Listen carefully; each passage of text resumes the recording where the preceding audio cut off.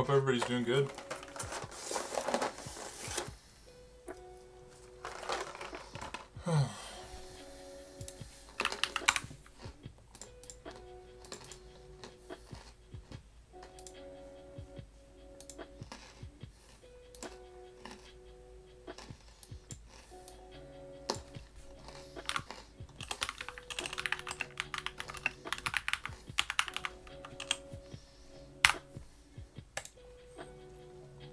Yo, what's up? I am not real. How's it going, man?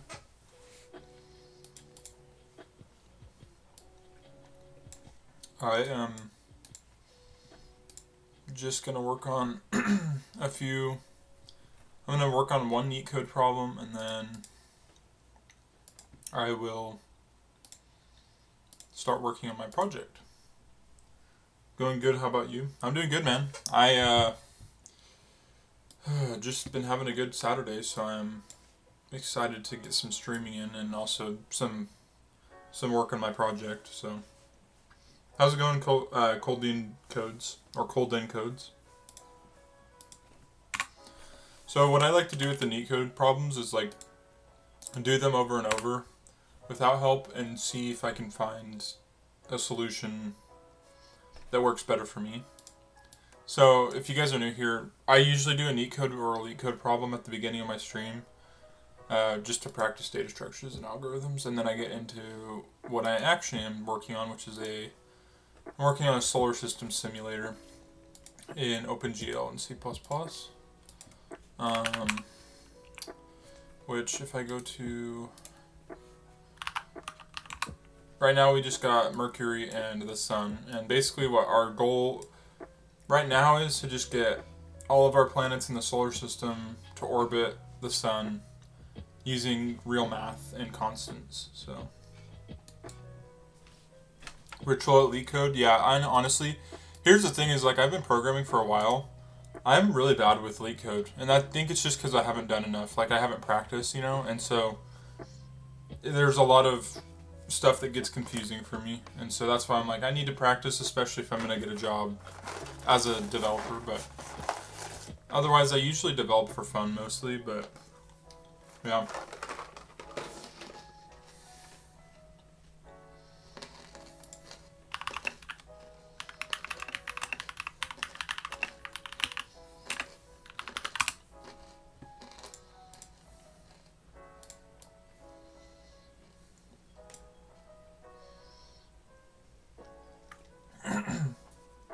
Alright, so we have an integer array of nums, and then we want to return true if any value appears more than once.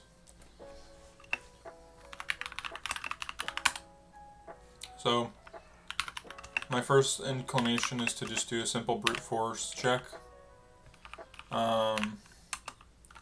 So we loop through the array. It goes through all of nums. And then basically that checks if one loop checks every value, but then we need another one to compare it. So and then j is equal to I plus 1, so it checks whatever's in front of what's next in front of I. J is less than num.size, and then j plus plus. And then basically, if nums of j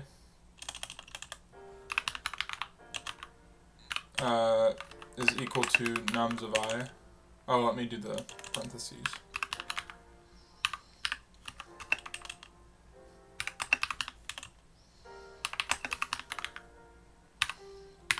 Then we'd return true.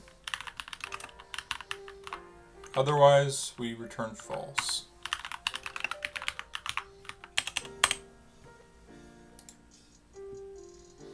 And that worked. First time I've seen a for loop written like this. How many Pomodoros are you gonna do? I typically do 1 to 2 right now. Some days when I'm like not super busy, I can do like 3 or 4. I usually brace initialize, but not in a for loop. Yeah, I actually started doing brace initialization like basically as my default, other than when I need to do an assignment, and it's just I think it's better standard practice. It's more of a modern approach in my opinion for C++. So that's our first solution, which is a brute force. Our next one would be a set, I believe. So we do unordered. Is it unordered set? And then int. Maybe it's just int. And we just call it set.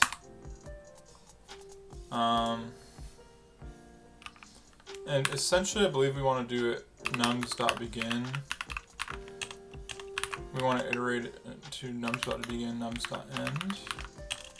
I could be wrong here, but I'll start with that. Let him cook. Hey, how's it going, Captain Chica? Let him cook. I'm trying my best. I mean, dude, it's not easy. So I would say we could do maybe a range-based for loop. So for auto num and nums. I guess that we would say if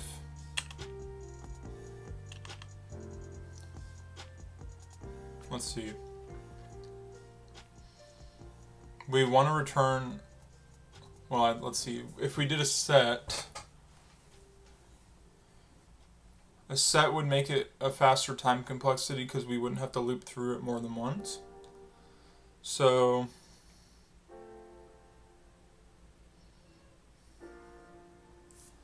let me see. Let me do a hint. Take a closer look at the for loop. Check if the variable name you define in your for loop matches the one you're passing to the contains method.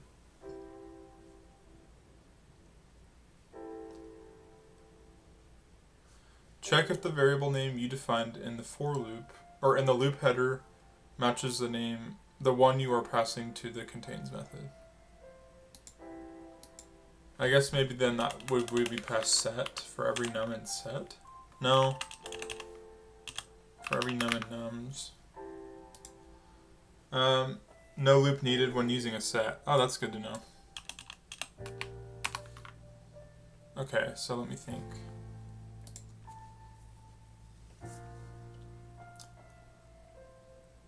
Now, how can you use the size of this to determine if the duplicates were present in the original vector?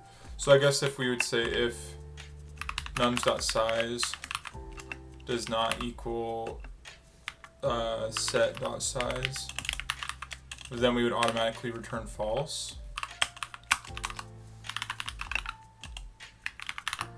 Because then, yeah, I guess that's just a common. And then we'd want to check, how can you use the size of the set to determine if duplicates were present? Remember that a stood set or unordered set only stores unique values. If the original nums vector had 5 elements but resulting only has 4, it means one element was a duplicate. Can you compare the sizes of both containers? Okay, gotcha. So either way, we're returning false. I guess if they're equivalent, we would return true maybe, but I don't think so because that could be an arbitrary, like there could be 1, 2, 3, 4, 5. Yeah, so I guess my question is, let's see. You can solve this in a single line. Return the result of a comparison between set.size and nums.size. If they are not equal, it means true. Interesting. So if they're not equal, then they're true. Oh, wait, let me think about this. Because nums.size would be 1, 2, 3, 3, and set.size should be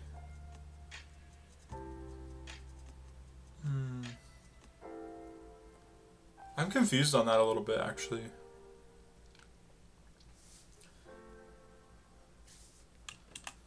I'm just confused on how the set size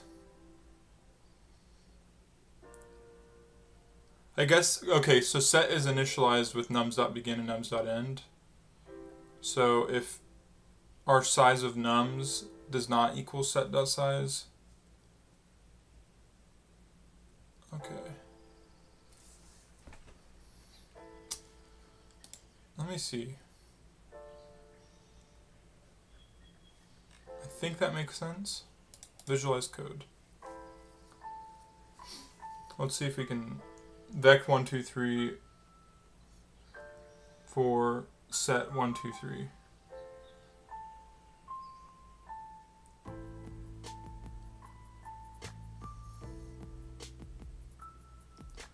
Okay, 1233 is our nums vector.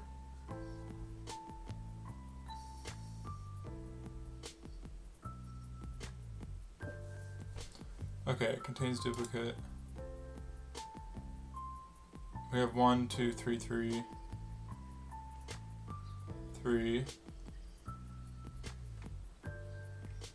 Nums.size. Oh, okay. So it only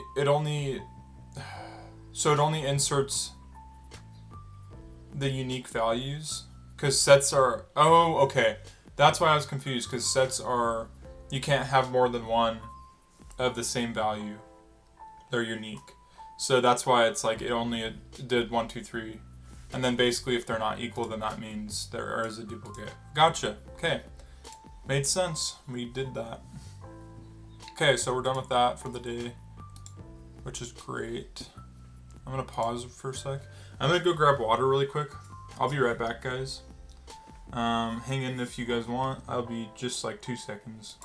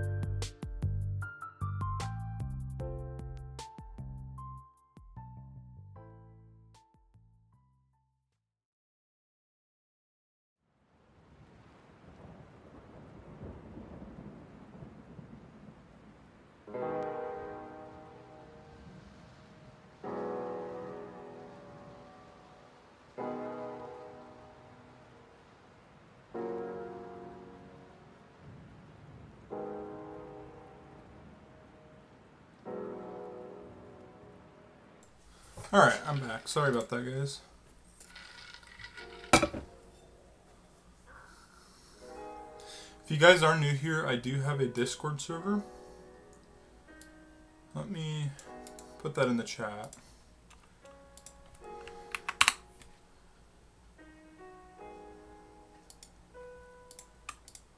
I'll also put it in the Twitch chat.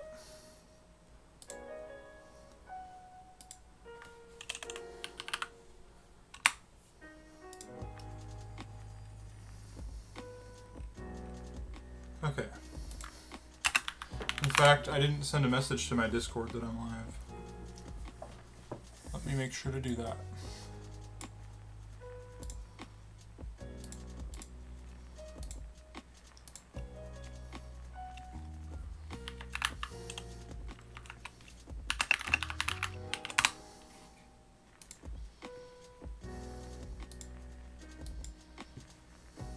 All right. Awesome. Okay, so let me actually change the styling of this so it's not blinding you guys. Which I'm trying to figure out how to do.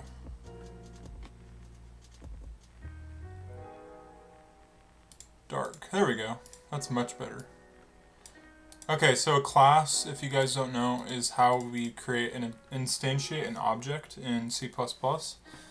A class essentially is like, let's say that we have a car, and our car has a bunch of different parts that make it work. So it has like an engine. We can have an engine class, and that engine could take a fuel, it could take, it could have a whole bunch of different attributes. I mean, probably air intake, stuff like that it could measure maybe. Which I don't think that would be a good example, but we could also have like an animal class that you could use inheritance, which would mean we could have an animal that has a bunch of basic attributes like a type, is it a mammal, is it a reptile, that kind of stuff. And then you could derive a class from the base class that can expand upon the specifics. Like, let's say you have a deer class that it's a mammal, and so it takes certain attributes depending on what it is being defined as. But anyways, I'm gonna quit yapping, and I'm gonna try and create a good class for the planet. In fact, I'm gonna do this.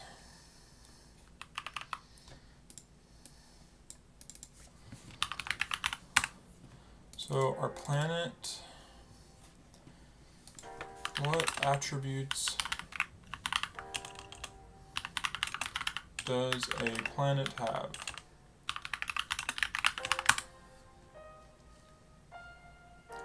I guess what mathematical attributes does a planet have?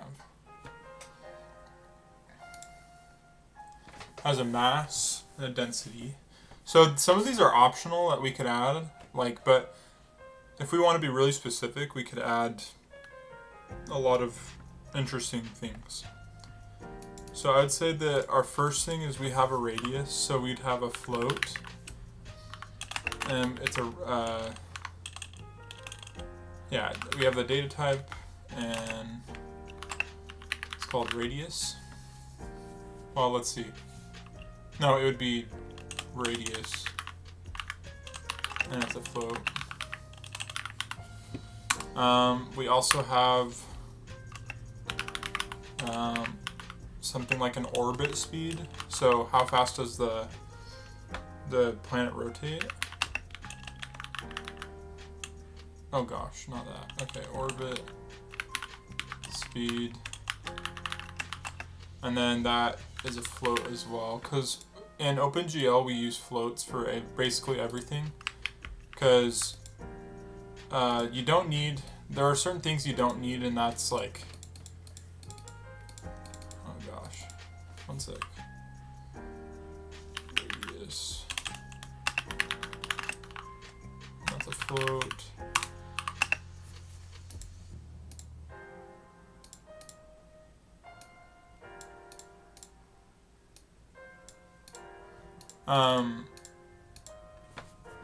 What was I going to say?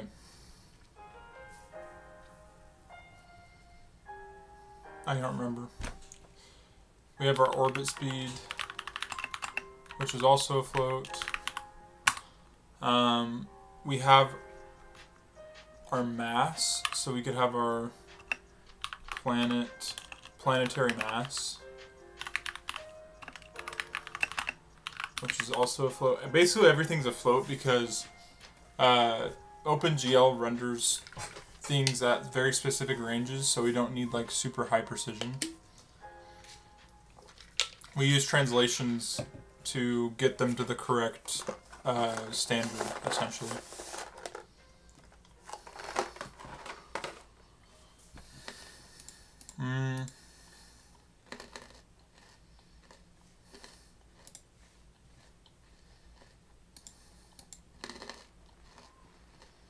Radius, speed, angle. So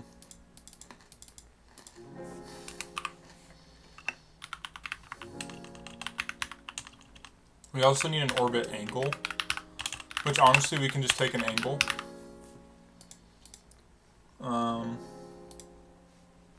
We have actually our orbit speed can also be just be a velocity object.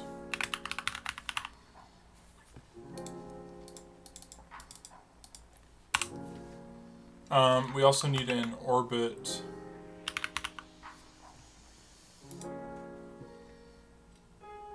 radius, because our orbit radius is different than the radius of the size of the planet. So our orbit radius would also be that would just be a float. We wouldn't need to pass in any external value.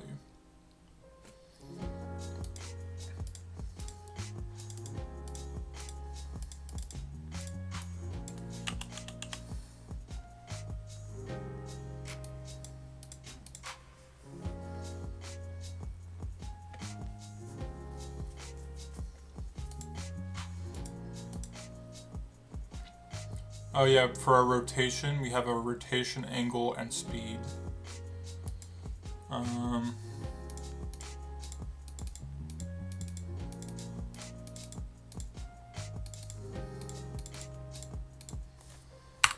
So rotation angle, which would also be an angle. Rotation speed, which is a velocity.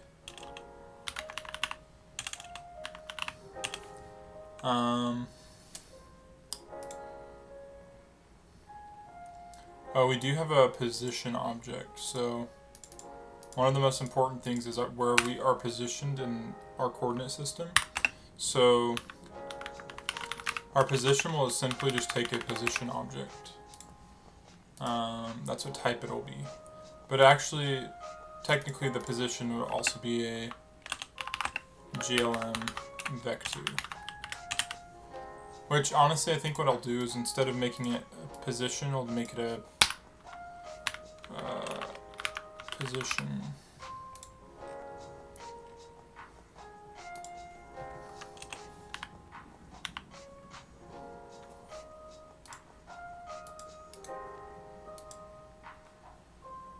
For some reason, I named it as posture.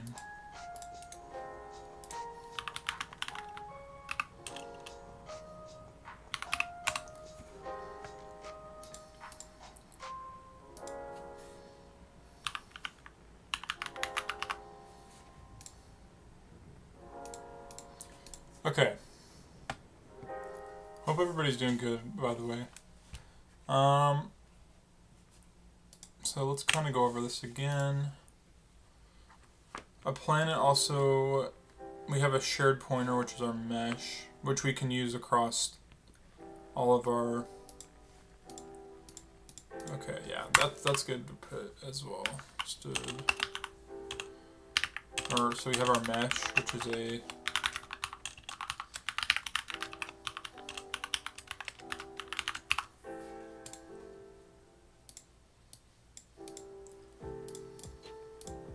now we have to consider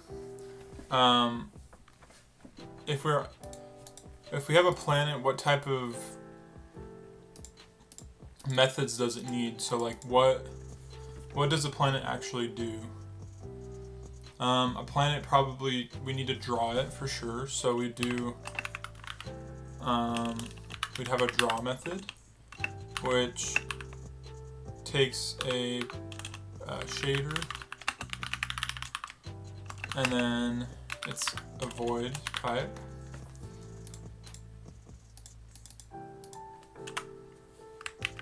Not what I wanted to do. So draw, and then this would take a shader, and then this would be void.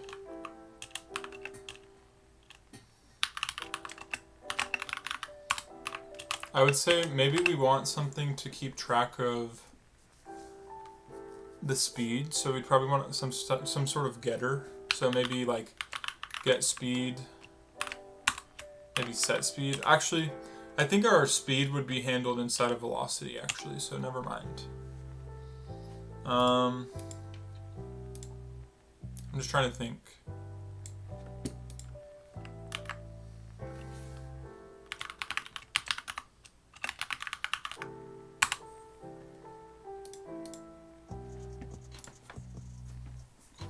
Anyone has any suggestions, let me know.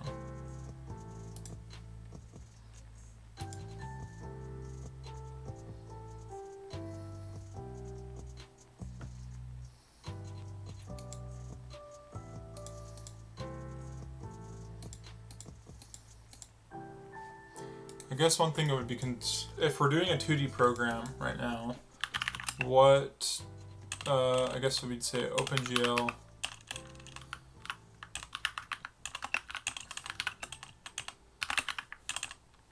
what vec types are sprites. I'm guessing it would be a vec2, a vec4, position and texture coordinates. Oh, gotcha. Okay. So a vec4 would be able to use our texture coordinates as well as our position.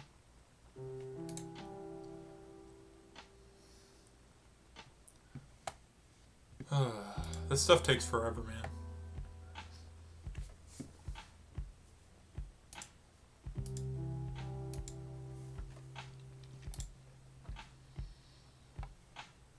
Okay. So I think what we'll do is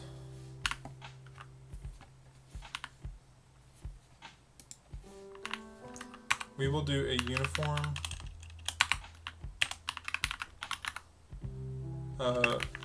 mat4 called transform to actually transform our objects. You could just use relib and make it easy for you. Yeah, I could use relib, but I'm not doing this in the, like, this is me learning OpenGL first. I'm trying to learn graphics programming from like the very foundation so that I can then later on use different libraries like relib to make an actual professional product. Which right now I'm not trying to make anything professional. This is just like a side project that I'm entertaining, I guess. I'm essentially using what I've learned to make something simple. So our uniform, we would then have our position, which would be transform times vec or vec4. Captain Chica says you can pass in 2 vec2s. Yeah, that's true. You could do that. I think a vec4 would be easier though, because then we are going to have texture coordinates though, because for our sprite we want to be able to map those as well. So for Mercury, if we want Mercury to orbit around the sun, it would probably need, well, let's see. Sorry. I don't know what is going on with my full screen stuff.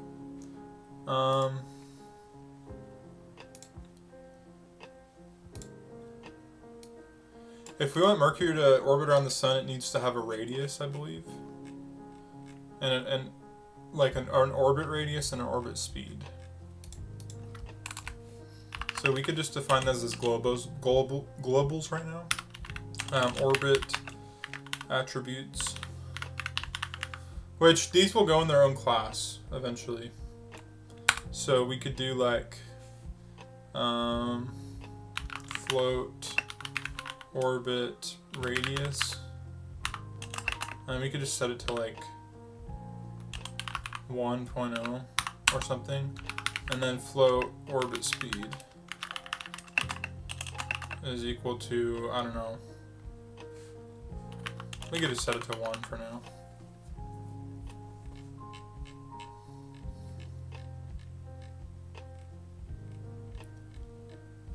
So now when we're drawing, let's see, we could also, so for our sun, we need to do shader dot get or set vec4 or set map4, and this will be called our transform, and then this will just be I think it's just map. It's just the identity matrix that we'll pass.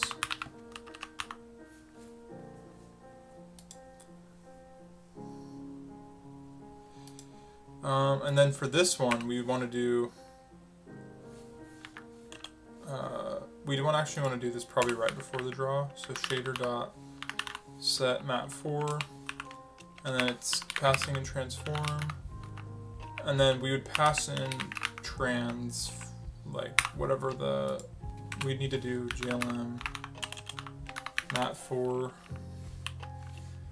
trans, which I believe we just set it as the identity matrix. And then we want to do trans is equal to glm translate.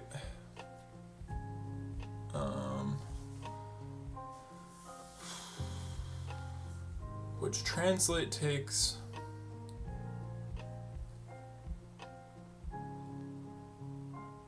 I'm trying to think.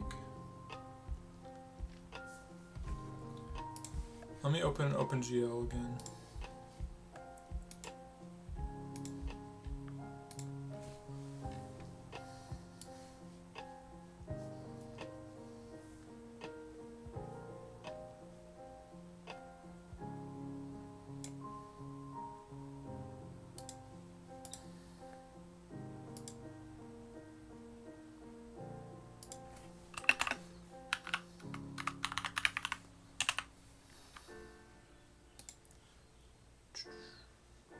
Okay, so then we take trans, and then we take the vector. So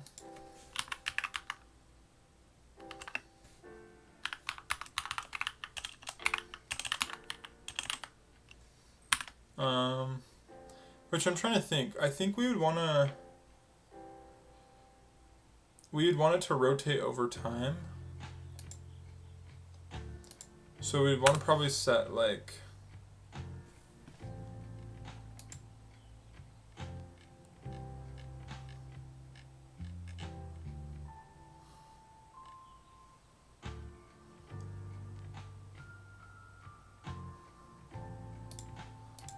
so we'd probably do something like glm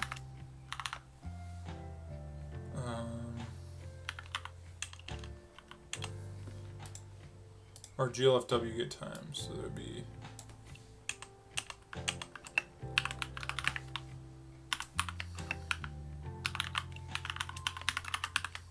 and then this would take our orbit speed.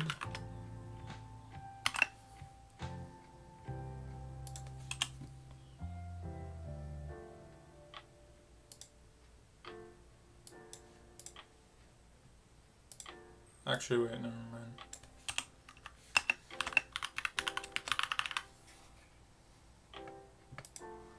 And then we would pass in wherever, however, I guess we'd be translating it 1.0.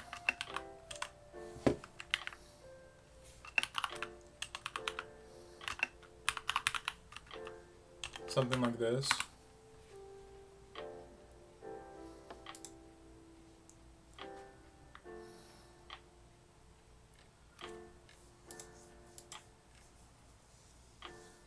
And we're not rotating it necessarily, but well, we could rotate the sprite itself if we wanted to. If we wanted to make it like actually spin,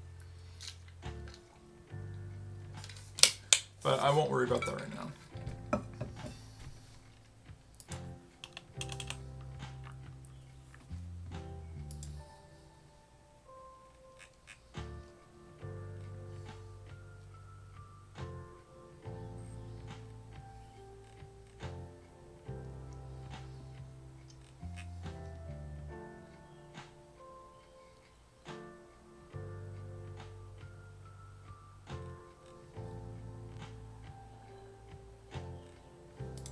Okay, let's see what's not going right here. translate image. Am I passing? Maybe I'm passing something incorrectly here.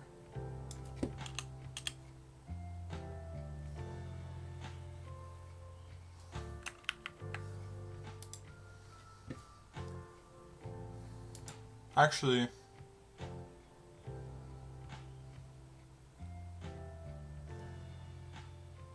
let me see.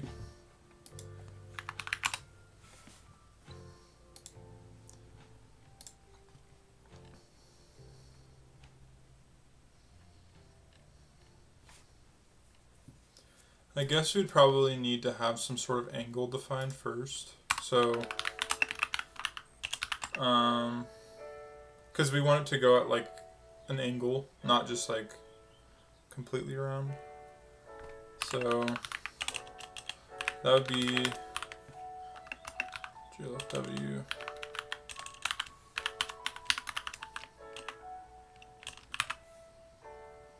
And then I guess we could just, well, actually that would just be what this is. So this would just be angle.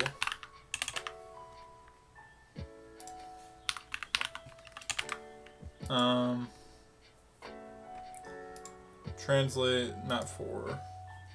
And then we do equals GLM translate and then we take not our angle, we take.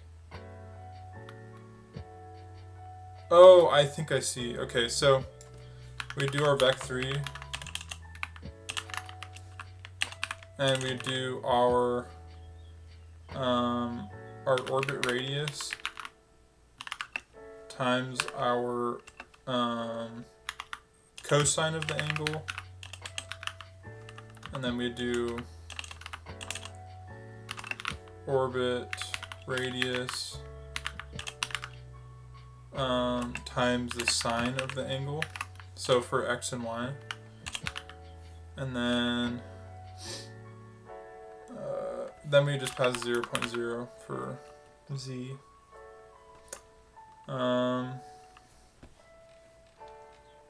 Let's see.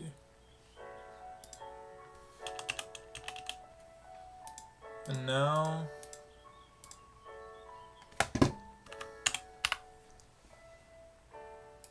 this should work. Let's see.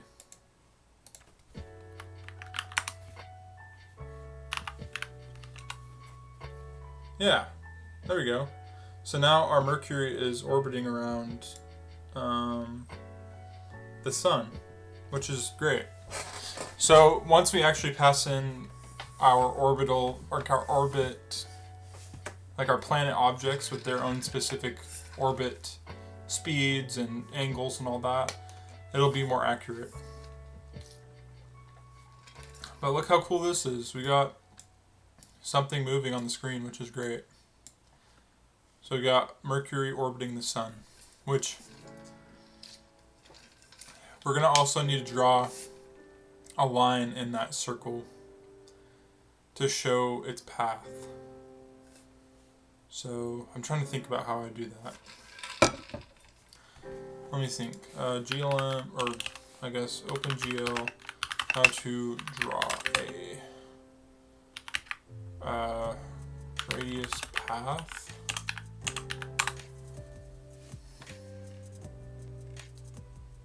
Circular path, we'd use a line loop. Okay, so we'd need to calculate every point along the angle. Okay, so now that we got Mercury orbiting, maybe let's try and figure out how we can instantiate our planet with all of these values so that it draws and everything by just passing the planet object instead of having to hard code it all. But that's really cool that we have this. Actually, in fact, I would like to rotate it as well. So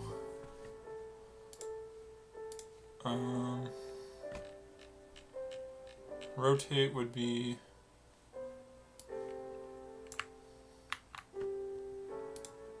this, basically. So this should technically rotate it, and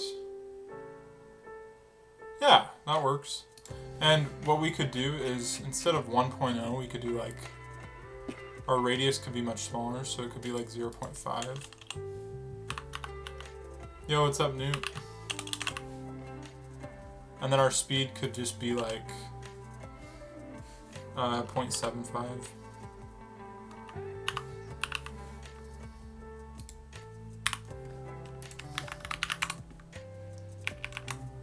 There we go. Now that's more natural, I think.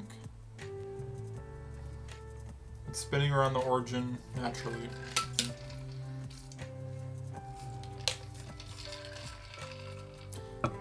Now we just have to figure out how can we plot every point in our radius to have like a path to show its path.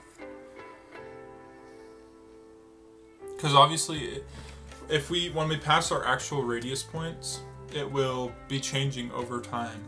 So like our calculation will be different. Also, I'm noticing that I think we're not accounting for time dilation maybe, and it gets closer and farther from the sun. I might be wrong. I think we might need to account for time dilation, that way it is more consistent, because it looks like it's getting like really close, and it could just be that I might just not be understanding the physics.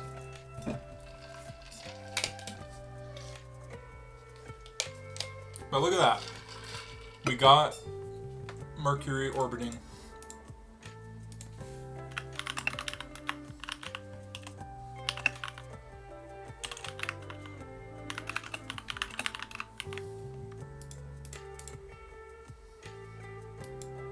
Okay. So now we need to basically take all of these attributes and put them in their own planet class. So let's get our planet.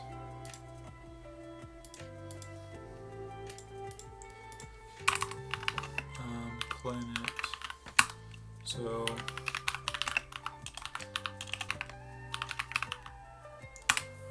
our planet.h.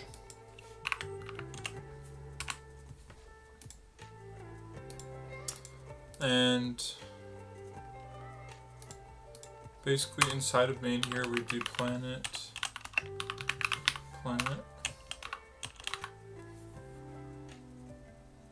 And our planet for its, let's see, I guess we could do like, we could instantiate every planet individually, so we could do Mercury. Mercury is a planet object, and so it would take a mesh, a position, and a radius. So I guess our mesh would be, I'm trying to think what our mesh would be. Pretty neat milestone, nice. Hey, I appreciate it, thank you. I'm just doing all this from memory for the most part, other than I am looking at like the syntax for rotation and translation.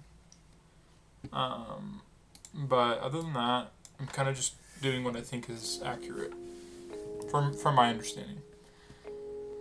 So a mesh is consisted of vertices, indices, and textures. Okay. How do I pass? Oh. The only thing I'm confused on is I don't want to hard code like Mercury's vertice values inside of main. So how can I pass those in? I guess it would technically be like a different, like an object file or something. If anyone here knows about how to pass in, like what type, if I should just do it from a text file or something, let me know. I don't know if that's like a common approach for if you're hard coding in a 2D sprite. Captain Chica says read them from a file. Okay. Let me look up what file type is typical for reading vertex data.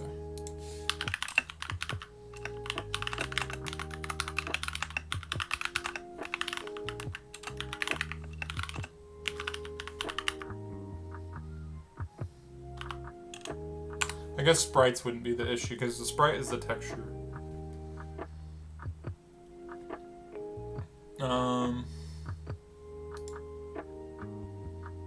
So OBJ is our text-based. DDD is most common when there's a need to avoid hard-coded values directly in code.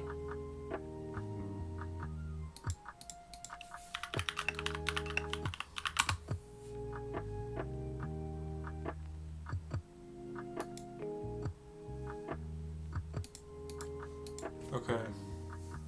My question is then, maybe we want, instead of hard coding the vertices, we want some sort of method to create the circles themselves or the planets of different sizes. So like let's say we could pass in a radius for like let's say that we want it to be bigger than one or the other. That would be like the only hard coded value we'd pass. And then that can basically calculate how big those would be, because then the position wouldn't matter, because it wouldn't be relative to the origin. It would just be basically placed wherever the position is that we give it, not which would be in our range. So I'm trying to think. Maybe instead of hard coding the values, we have our draw planet can maybe take in our vertex data of some kind. Let me think. What do you guys think? I'm curious of what you guys might think about this.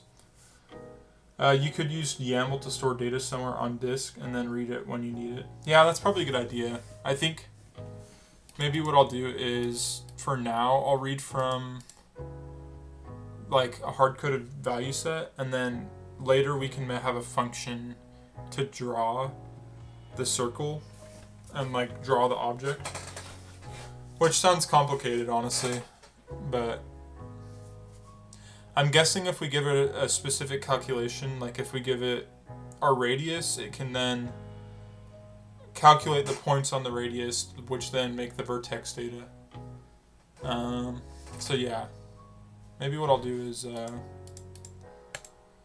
I'll do this. I'll do our vertex data. And then we can have like,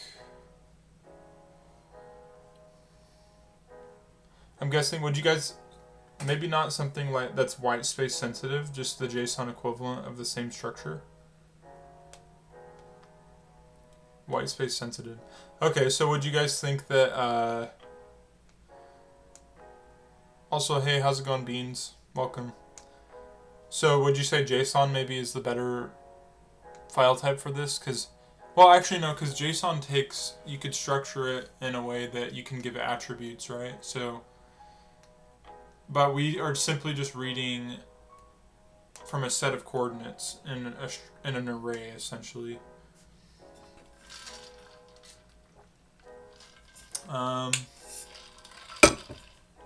I don't know, maybe I could just do, well, let me look up the comparison between a YAML and a JSON.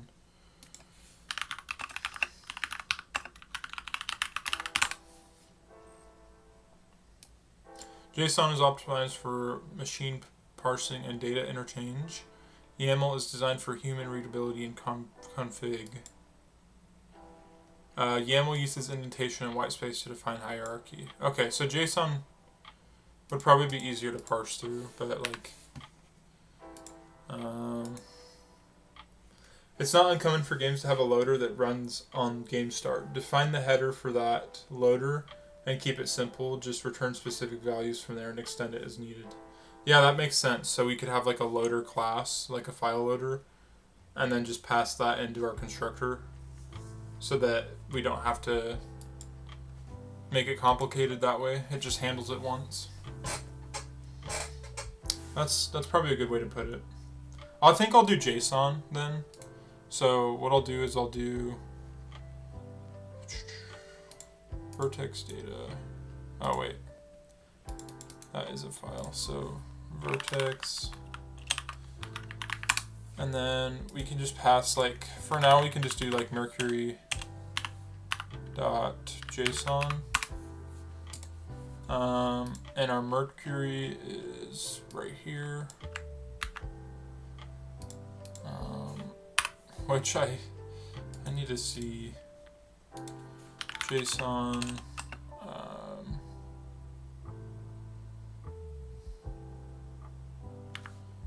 I guess overview of file.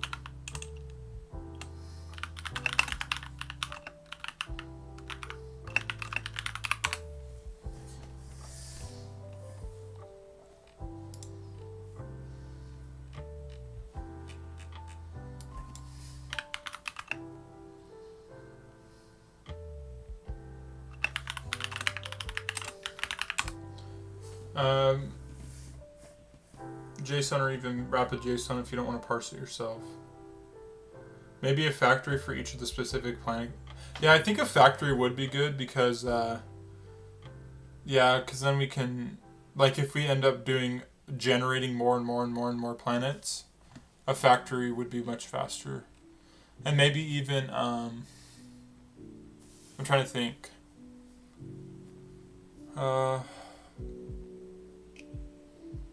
Yeah, I think a factory would be good for that. If you showed the struct in C++, I can suggest a JSON object. Yeah. For the struct for the planet, I have a planet class, so, which is right here. This is what our planet class looks like right now.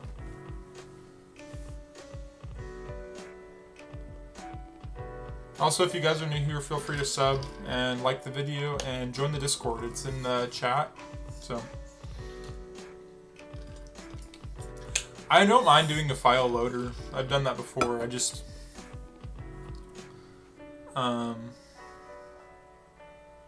which field do you need to persist? So with a planet, we need to load the mesh itself. So actually we'd technically be loading the mesh because if we look at our planet right here, it uses the shared pointer of our mesh object.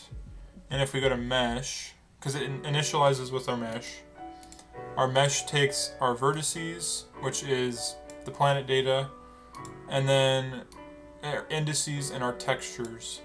We only need the vertices for the passing in the planet data. That's the field that we need to persist right now. If that makes sense.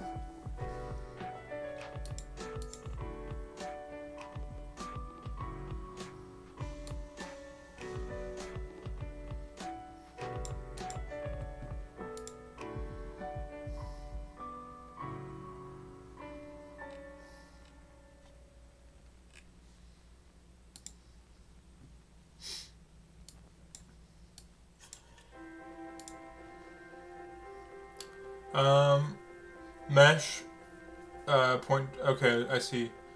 It's a 1D vector, right? Yeah, it's a one-dimensional vector, essentially. Because it reads our position and texture coordinates based on,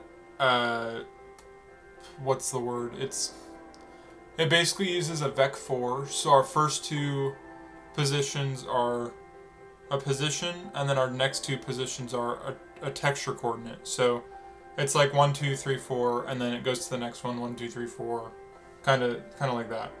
I see you have 3 fields there. Yeah, but we're only passing. So yeah, if you see right here, we have our position, and then 0.0 is actually our z value, which we don't have because it's a 2D. We're drawing it in 2D, and then these are our texture coordinates. So actually, technically, it takes 3 and then 2. So it's like 5, 5, 5, essentially. If that makes sense.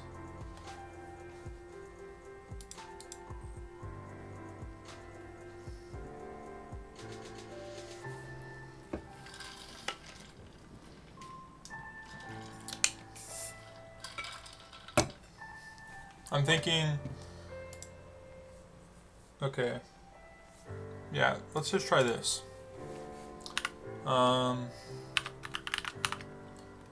Mesh, so it'd be mesh. You don't have to have the convention in the JSON. Yeah, exactly. You're right.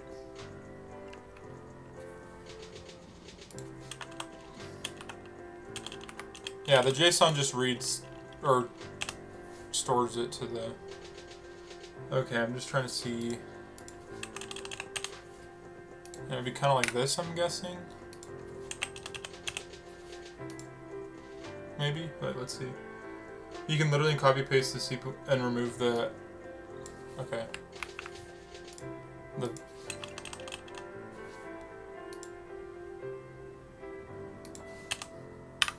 Is it just the brackets instead of the... Or the braces instead of the brackets? And don't forget the colon after mesh. Okay.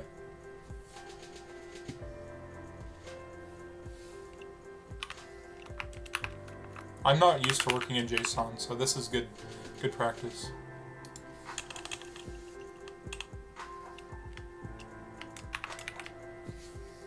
Okay, is this right? Maybe... Yeah, wait. A quad is a quad in OpenGL no matter what size it is. Gotcha. You can just copy and paste the numbers. Okay, sorry, just undo where you were with the mesh.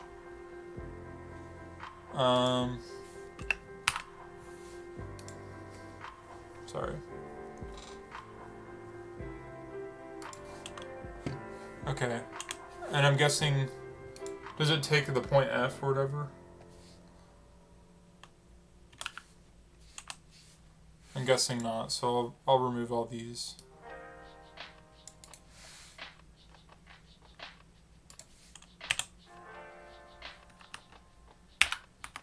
There we go. Okay. And then this would maybe like mesh. Okay. Oh, like this. Okay, I think we got it. Something like this. And then we could just format. I'll do this prettier. There we go. No semicolon needed at the end. Okay, gotcha. Okay, so now we have our Mercury inside of a JSON mesh, which is good. Okay, that's good. Good to know. I appreciate the help, guys. Thank you.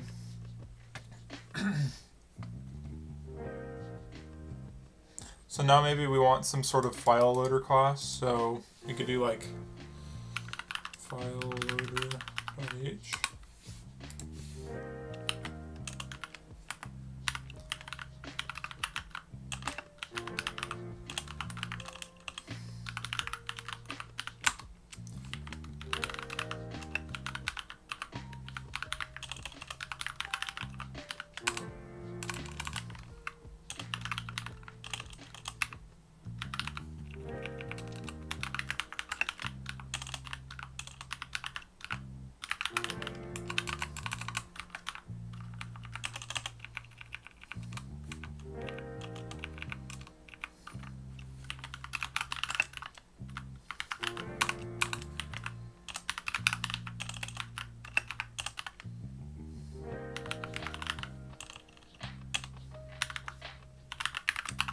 I think it's ice stream, maybe? I don't know.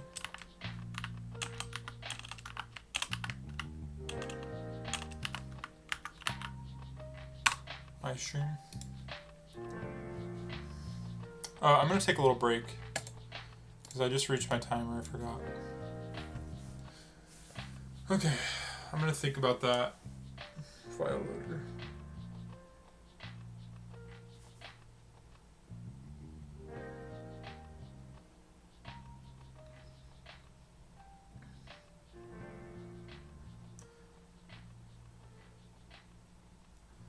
I would only use the file loader when the game loads and saves. You don't want to do input and output in your game loop.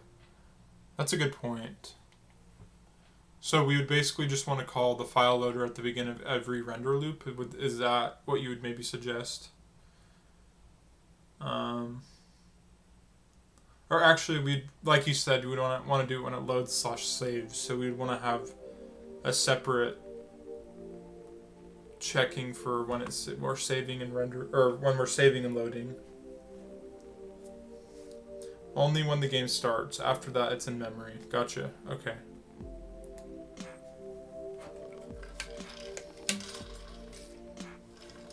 That makes sense.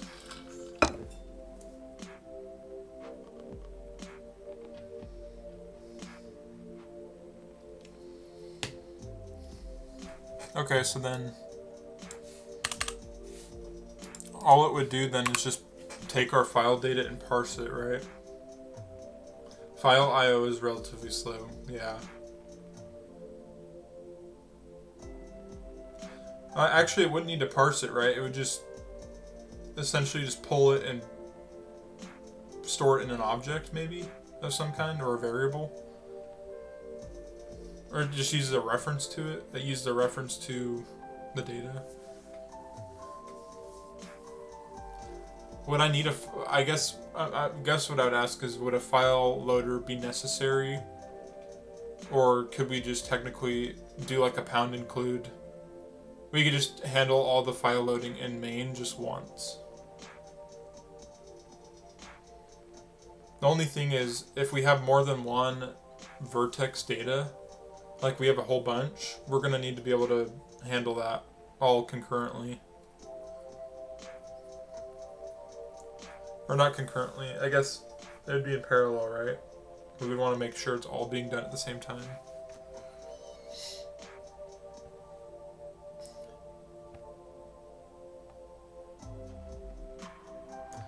If you use a lib like this, it'll do the parsing and typecasting for you.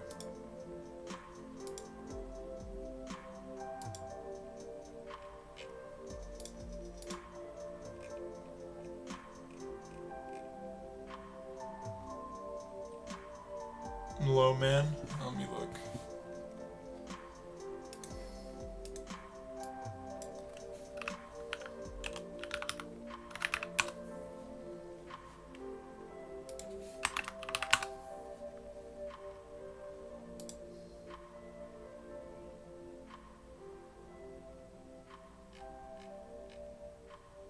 Okay, let's download this then.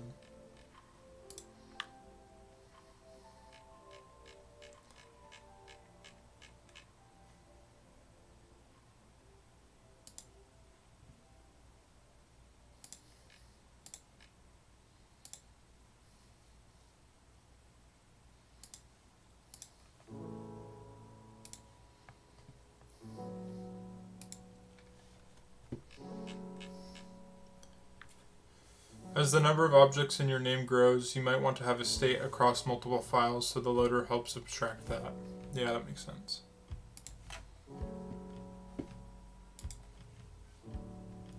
I gotta be careful with scope creep, like for myself, just because if I don't do things too fast, I will get really confused. So I gotta do things one at a time. Okay, so we have low man, which we can just do like this.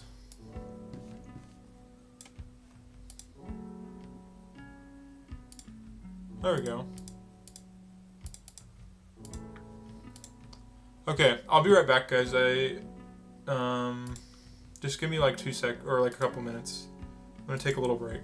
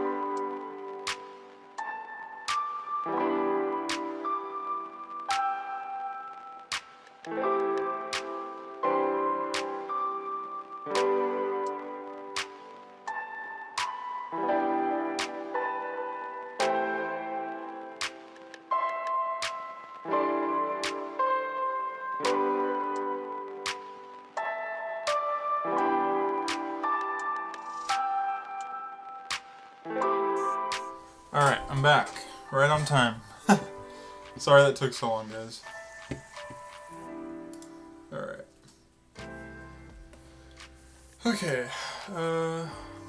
I'd say do a mock implementation of the loader first before doing the file I/O and JSON parsing. Okay.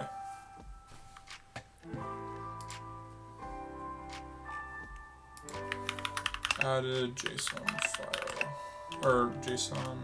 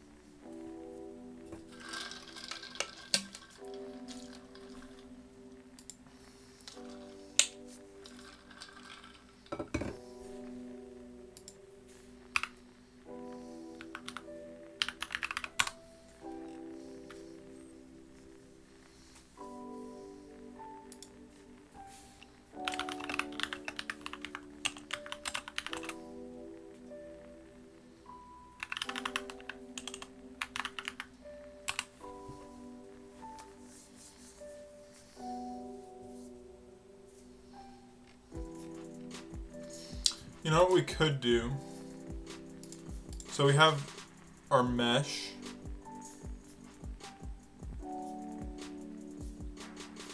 What if we, well, let's see.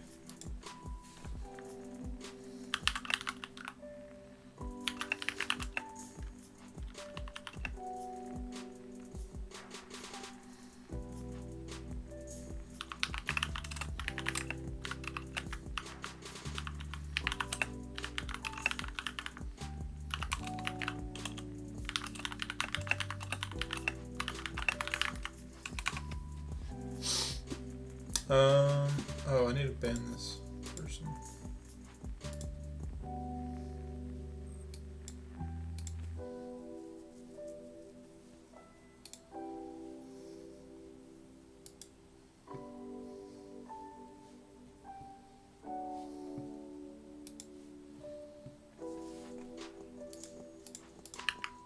So our mesh is basically going to do all of like the VAO, VBO handling. So like, it's going to take all of this data and we're going to use it in the mesh, essentially.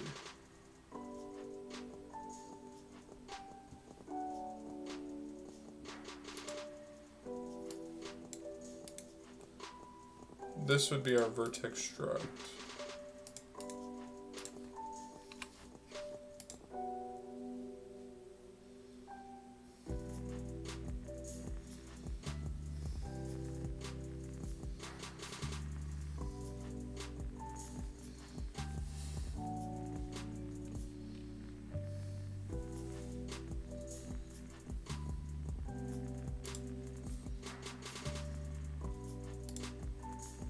Yo, what's up, gang? How's it going, monster? Alright. I think what I'm going to do is I'm going to update our JSON to have more fields than just the vertices. Because we are going to have... Our vertex has... Or it needs to keep track of... Well, like... Never mind, wait, I'm trying to think. If it's just passing... Our file loader could parse that into specific things. Let me think.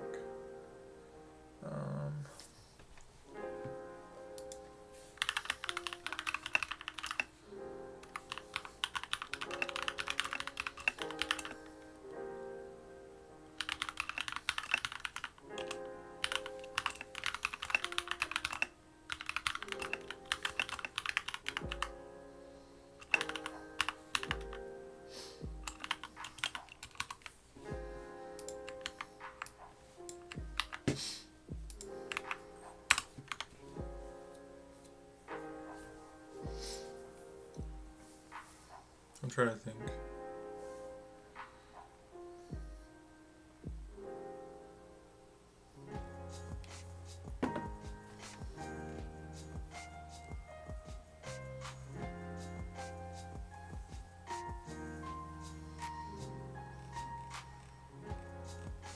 You know what? I was thinking about it. The vertex, this won't work because even if OpenGL knows how to read it, when we're parsing it, it needs to be able to tell how the different strides in our vertex data. So we have the different strides, which are the position, the normal, and the texture. So thinking about that, we probably would need to do something different. So I'm guessing it would be like this. We have our vertices, which I believe it's vertices, and then we have this. Mozilla had an OSS game called Browser Quest back in the day, and this is how the sprites ended up looking, serialized on disk. Very old project, but relevant persistence. Oh, that's cool. That's awesome. So, I'm trying to think.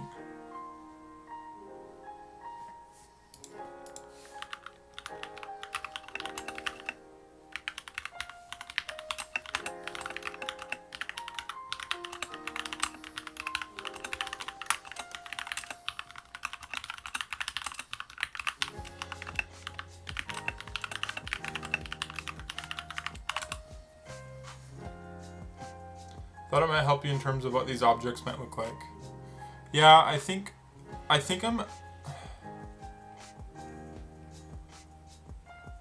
what I'm gonna do, instead of passing raw vertex data, I'm gonna do what I had for the beginning thought, is we're gonna generate we're gonna use the properties to generate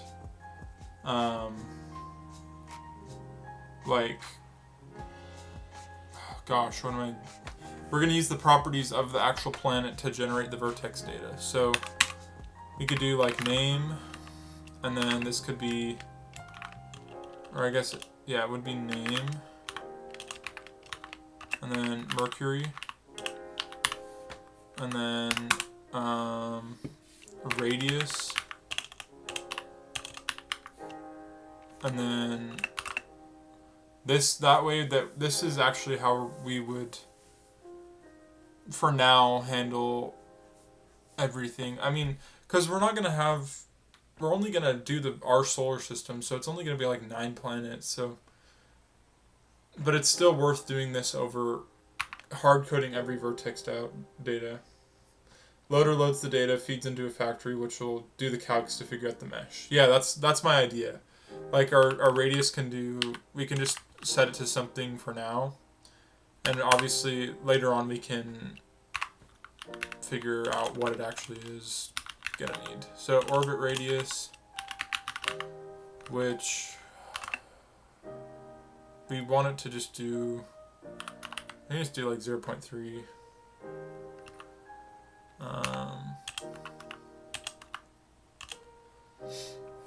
Also, I think we don't need quotes around numbers.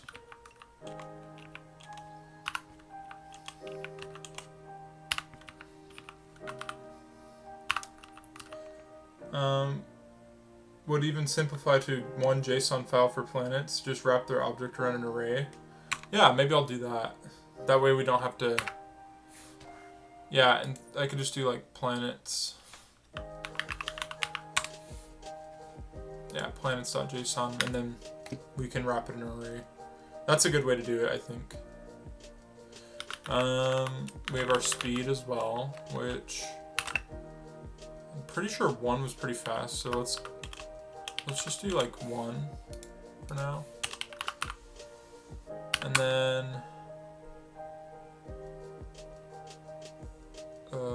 our texture, that's right.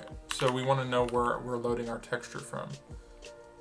So that would be res, textures,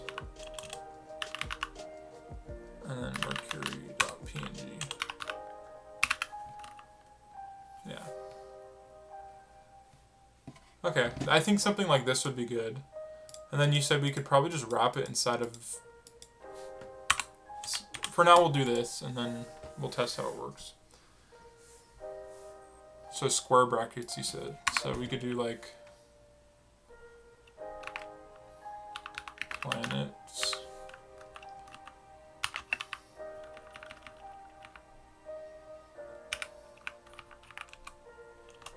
Would it be like that?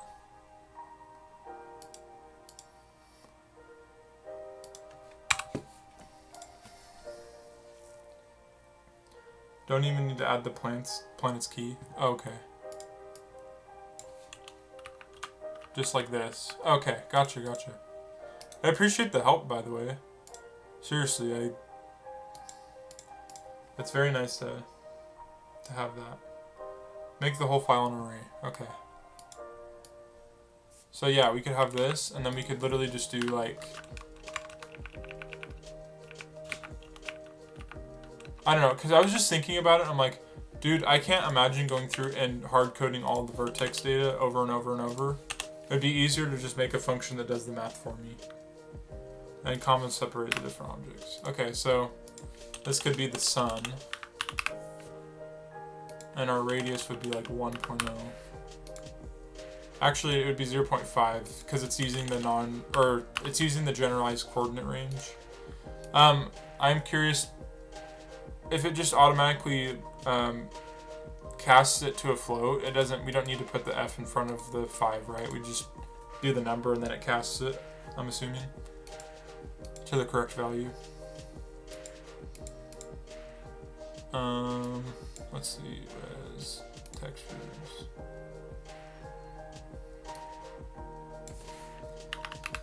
Sun.png. Yeah, the F is C++. Gotcha. Okay. Yeah, I just figured. I mean, I had to ask.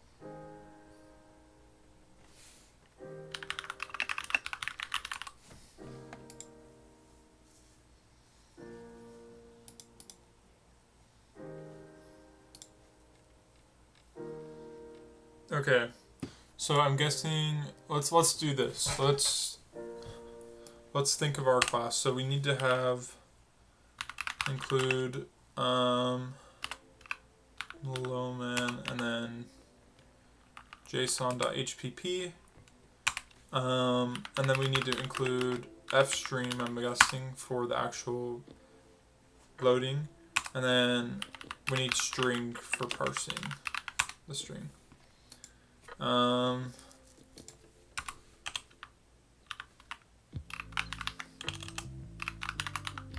Public, private. Okay. So we could have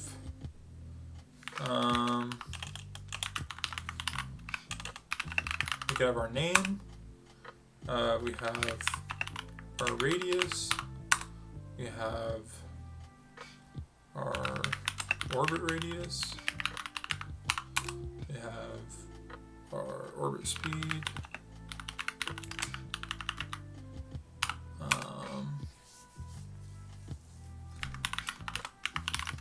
And then our texture, which is just the path. Actually, wait. I'm sorry, this is...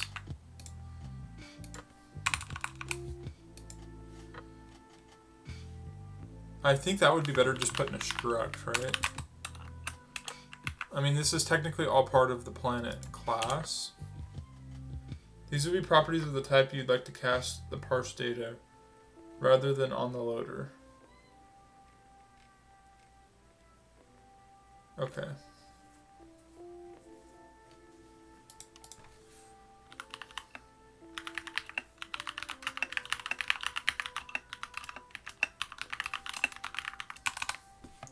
So if our planet class, I'm just curious because our planet class already has like all of this data. Why couldn't we just pass that simply or something? I'm trying to think. I know this might seem, I'm just trying to like think this through in my head.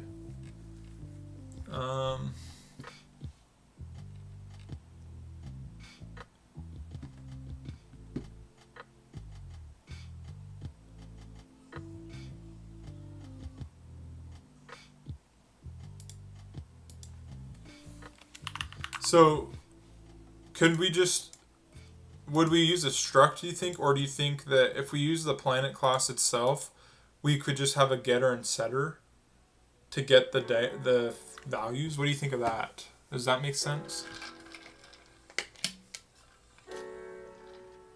Or we could just pass it into the constructor itself. So like...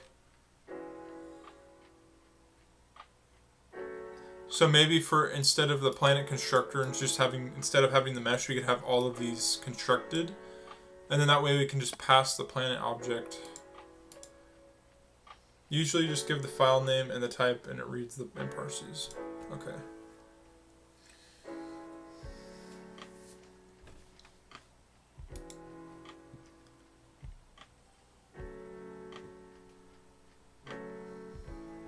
I appreciate your help, by the way, Doyle.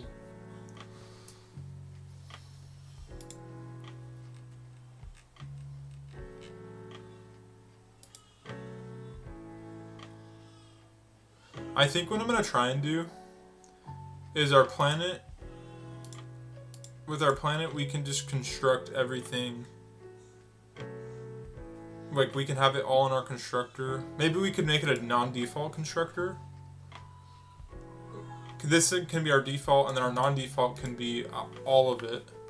That way, when we pass our non-default, we can only use it for the file loader. That's the only time when it would be used.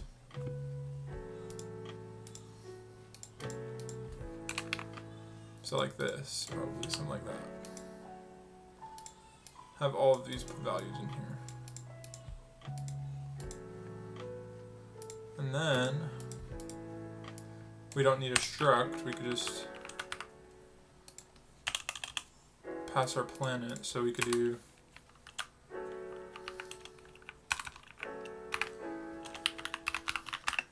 check out the second code block here.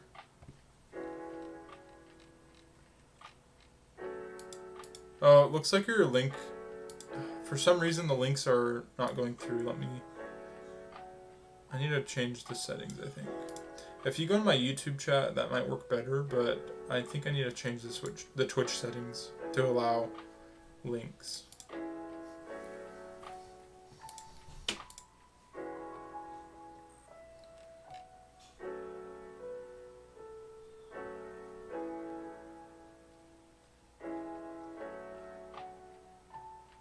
Go to the arbitrary types conversions heading. Okay.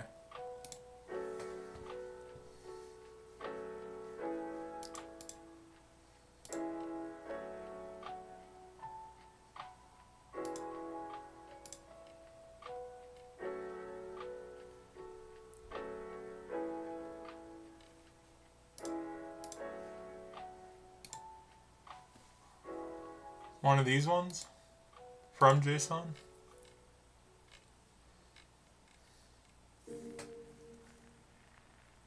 On that libs GitHub README. Okay.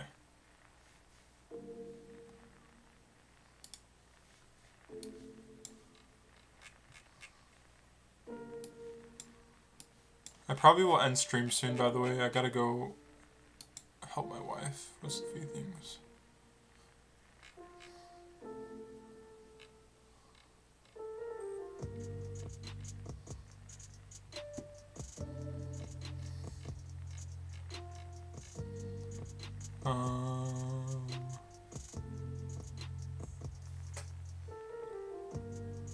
Yeah, no worries, man. I appreciate the help. I'll be streaming again tomorrow, so I might call it here just because this is pretty in depth, but I think I have a good idea of what we're gonna do here for our file loader. So yeah, I think I'll call it there for tonight. Got a file loader started. That way we can get all of our, and then after that we'll make a method to generate the planet itself. You got a stream planned for tomorrow as well? Awesome, maybe I'll come check it out. Here, I'll follow you really quick. I don't really use Twitch very much, but maybe I'll check it out. I'll check out your channel. I appreciate it, man. Thank you for the help. Okay, I think I'm going to stop there for tonight. I don't want to burn myself out, so I'm going to stop there, and I appreciate all of you guys for being here. Thank you for all the support. Feel free to like and subscribe the video. Join the Discord in the description. I'd love to talk to you guys more. And yeah, have a wonderful rest of your day. I'll talk to you guys later.